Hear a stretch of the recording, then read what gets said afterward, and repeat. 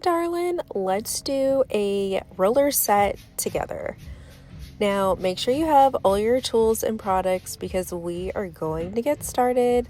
I'm using my 7 seconds from Unite Detangler, and I'm going to brush the hair out with my Framar checkered black and white cutesy wet brush. Everyone needs to have a wet brush, whether you are planning to style your hair or not. It is the best brush to use when detangling when it's wet. That way you're not ripping your hair. So I'm going to start out with the rough dry.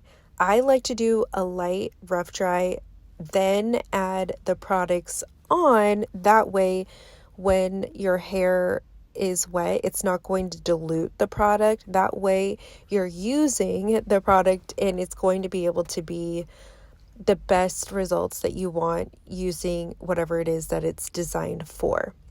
Now, I'm using my good old Southern Belle mousse from Drybar. I'm sure there's other volume mousses out there. I've just used this one for a long time, and I noticed that it doesn't weigh people's hair down. It doesn't leave your hair feeling like straw. It doesn't clamp up the hair. Now, everyone has a different hair texture, so disclaimer. To each their own. This is not a one product fits all type of situation, especially when you're, doing skincare. You would never just, use acne prone skincare for somebody who has like normal to dry skin. You have to curate this for your specific needs for your client. I think you understand. Now, I'm just going to section out the hair. I section out the hair every single time this way. So I will take the mohawk section. It's just a cute little like horseshoe U shape. Clip that up in a gator clip. And then I leave the sides out and then I pin the back of the hair just like this. It's easy. You'll just always need 2 hair clips. Now, this is the only brush I had in this size available. It's an Olivia Garden brush. Some of you may recognize it, some of you may not. However, it is not my most favorite brush to use. But again, it's the size barrel that I need to use, so I'm just going to push through it for a while. I will end up switching out to the Drybar brushes, which I prefer, unless I happen to find another hairbrush that I think would be useful to share with everyone. Now, the brushes should be at least around the same price. It's going to be based off of your preference. So my preference is using the Drybar brushes. Something about it just glides a whole lot better, which is really important. Not just how well you do the technique, but having the right tools is super important, just like products, and it all works together. So try different brushes just to see, hey, maybe there is something that you would prefer. Now, I repeat the same steps every single time when I'm actually going in every subsection to do my blowout. So I use my cool shot and heating techniques. So I'll explain a little bit more about that, while also keeping my blow dryer underneath my armpit or in between my legs with the heat off. That way you're not burning yourself. So what I mean by that is, you see right here, I'm turning the heat back on and off. That's how you adjust your heat.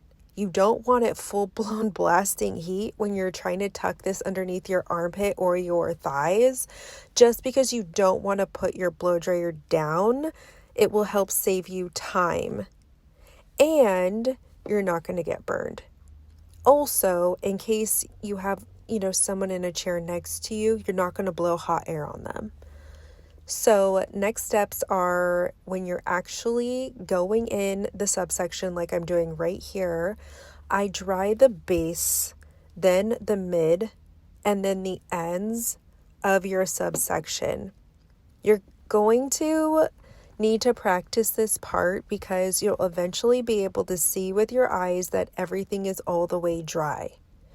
Now, when you're like a beginner, you are probably going to think the hair is dry, but it's not. especially if you just finished putting the hot air on that section. Of course, it's going to feel hot or warm. You just barely let go of that air on your hair. Wait a couple of seconds and you will see and feel the dampness creep in, especially in the mohawk section and in the very back. But in the meantime, you're going to see me holding all of my tools at the same time. So I'm drying the base, then the mid, and then the ends. I grab the tail end of the subsection with my pinky finger and I wrap it around the round brush. And then once it's fully dry, I just rock the brush back and forth to really create that bend. That's what you're basically doing. You're using these tools to help create a bend in your blowout, and you're training the hair to stay in one place, and you're creating a shape to get the desired look that you want. So I'm tucking my blow dryer underneath, twisting out my round brush, and you see right there, we just created this by fully drying it, rocking the brush back and forth, and now we're adding a Velcro roller to this section and pinning it with the metal clip. That way it's going to cool in your roller. It'll hold its shape and it'll last longer. So we're repeating again. This time in this area, I'm going to add some volume. I want to have a little bit of a bigger voluminous blowout for her. So I am lifting the brush like at least 90 degrees or all the way straight up and doing the same process, drying mid, base, ends, and then rocking it back and forth. I keep my pinky finger ready and available to snatch that part of the hair to grab it and wrap it around the brush. This will take practice, but once it clicks, it's like muscle memory. It's just going to click and you're going to get it. Practice on your friends, your neighbors, your grandma, whoever you can. Offer free services at times if you have to, just to get your name out there. Now, I'm a hairstylist, so I enjoy doing hair. I feel like it is just a creative outlet that I have and enjoy. Now, you see sometimes the front hair pieces will kind of fall down. Some people have different layers and things, and that will happen. Try to make sure that you get everything at least in that roller so that it all sets together. And if you still have some difficulties like with baby hairs, no worries, because you're going to end up taking out the rollers anyway, and you'll get the hang of it. So I'm pinning this in and we're going to the mohawk section. This is exactly how I achieve and, go about doing a roller set every single time. I do the sides first, then the mohawk section, and then the back section. Now, however, this is my home setup, not like my salon chair. So we had to figure out how to lower this chair to see if it was even possible. She is taller than me, and so I have that battling against me right now. So just making sure your ergonomic chair is great and like your positioning is in the best way that's going to help you achieve this look a lot easier instead of like struggling. Now, some people have bangs, so you're going to have to create this to your client, hair desires. So she doesn't have bangs, so I'm just putting the round brush behind this subsection, and it's not a very large one. Don't take too much hair in the subsection, just enough. Put the round brush right behind it. I'm standing behind her and I'm still wrapping around that end around the brushes. So as long as you're rotating back and forth, putting in your cool shot to lock in that heat, to lock in that style, then putting your roller, you're good to go. It doesn't have to be perfectly all the way around the roller.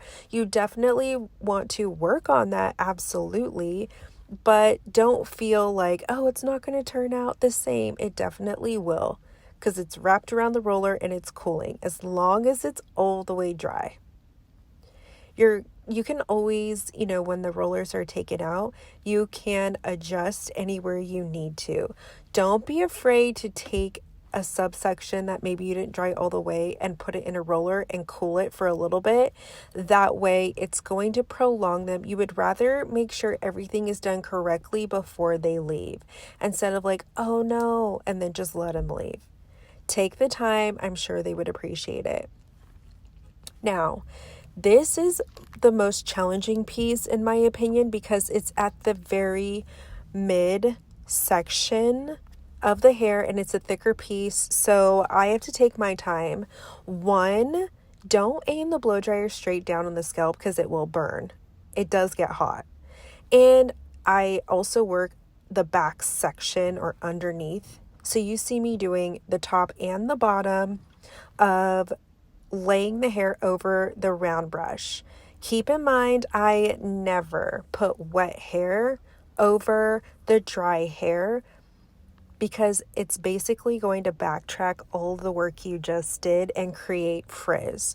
So once you get the hang of sectioning this way and repeating it, it's just going to become like clockwork for you, which is what you want. You have a game plan and you're executing it perfectly. So this middle part really needs to get dry because in the middle of this section, it is very damp. Even if you think the top and underneath layer is good and you put the roller on, when you take it out, it will fall. It'll be frizzy and you don't want that. So if you have to, then just split this piece in half. That way you know it's fully dry, whatever works best for you. I like to take the brush and kind of move the hair a little to the left and then rotate back and forth like so.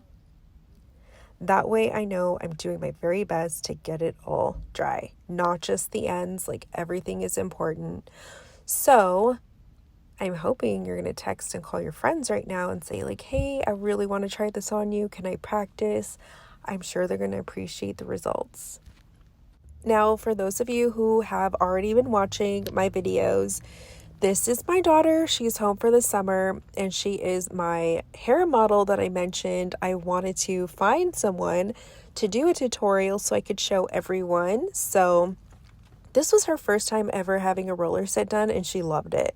She's like, oh wow, I've never had this done. I'm like, yeah, I know. Everyone needs to at least have a roller set or a brush set or a pin curl set in their lifetime because you're going to just love the look. Especially if your hair doesn't hold, curl, or wave really well. This will definitely help and you want to train your hair. So if you guys haven't noticed, I have like a variety of different things that I do that I include on this channel. It's not always just, I guess it all is lifestyle, but different things that I do. So it's a part of the freedom of being able to have your own channel on YouTube. And I hope you guys are enjoying just a variety. I will still try to incorporate all of the things as much as possible, like my flower arrangements and cleaning and organizing, because I just enjoy doing those things and I have to do it anyway. But also I'm just focusing on doing hair blowouts.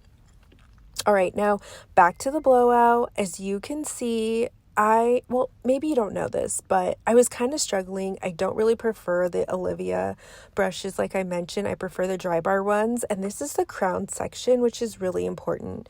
If the client wants like a voluminous, like extra volume, then you definitely want to take your time and pull the hair straight up.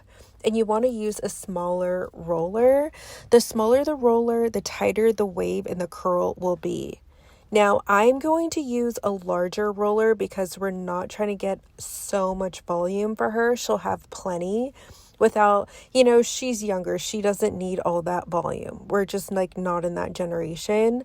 So I'm going to put the larger roller so that way it will just be smooth yet lock in that end bend, and that's what we need. So for those of you who don't know what a brush set is, it's basically where instead of the Velcro rollers or even heat rollers, you would just use brushes and leave it in their hair.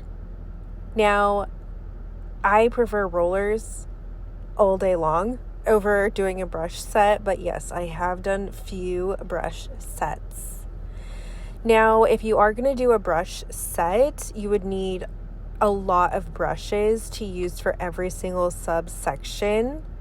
And if it kind of falls loose, you could always use a metal clip to hold it in place if need be.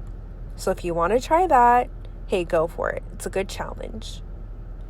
Now, you see me lifting the hair roller all the way to the end and then just rolling it down, getting my metal clip and pinning it in place. You just repeat the same sections over and over. Now the back section, I part it in half and I clip one side up and away, and then I'll begin working on the half that I left out. So here it is. Now I'm going to divide this in half, and I put that top half and I laid it over the gator clip and pinned up area on the other side, as you can see.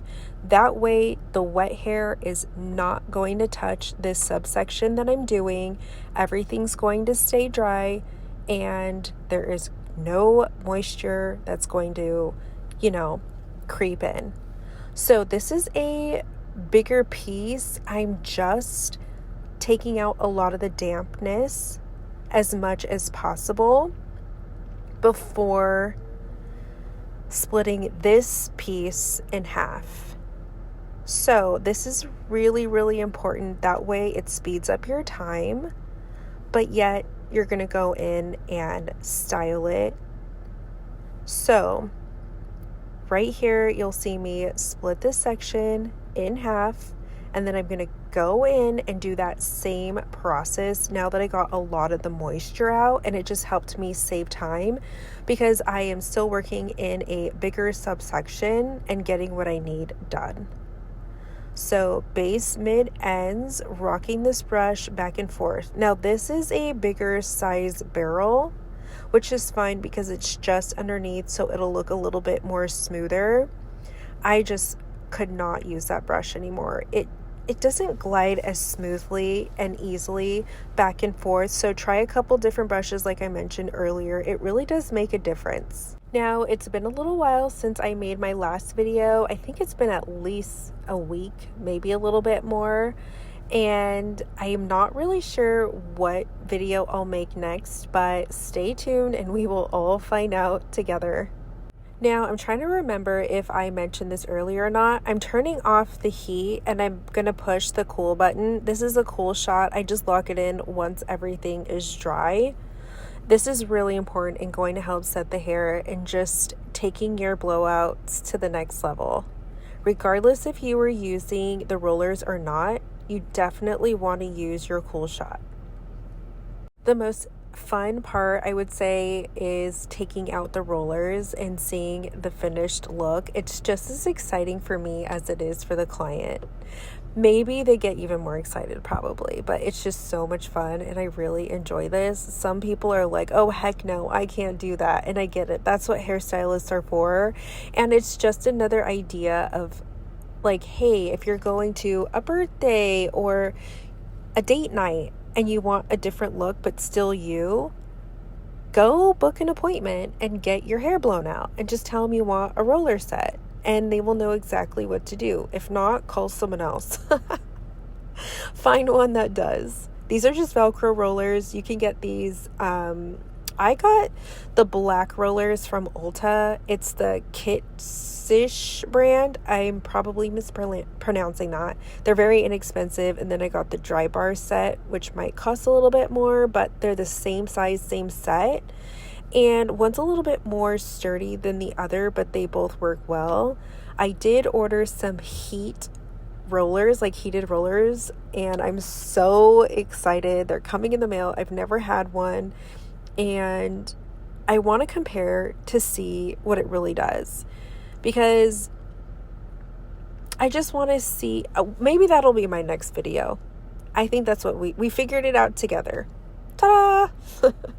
So we'll find out if it's easier to use the heated rollers for you, and you guys can determine, do you prefer the Velcro ones? Or are you like, no way, you're too intimidated, no way, I need something easier? Hopefully the heated rollers are easier. I personally haven't ever tried that little, I don't know what you call it, like the heatless things people do with like this skinny fabric looking thing. I'm sure there's a proper term for it. I just haven't used it.